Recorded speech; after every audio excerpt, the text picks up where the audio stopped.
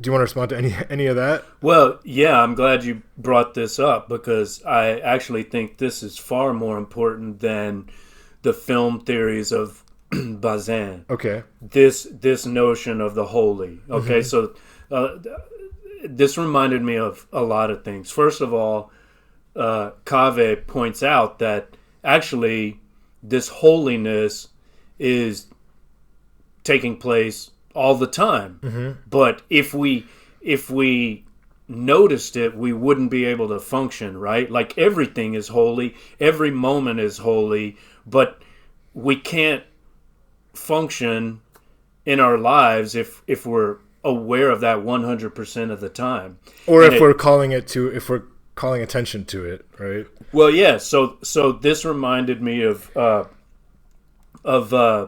Aldous Huxley's idea of the human mind in the doors of perception. He says his theory is that actually the human brain is a kind of filter, which, of course, is cleansed in the sense that Blake recommended, right? Like Mm-hmm. if the doors of perception Right. were cleansed, everything would appear as it really is, that is infinite. Yeah.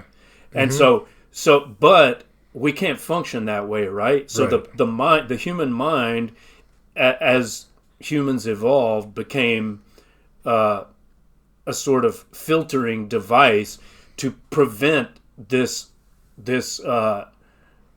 ever present realization that we're experiencing that we're always experiencing the infinite. Like if we how could we survive? Like if we're just constantly aware of that, it makes our existence more difficult. And then of course in Huxley's theory, it's psychedelics that allow us to be aware of that for a brief period. And for sure So they are. I mean, they're super helpful yeah, with that. Yeah. yeah.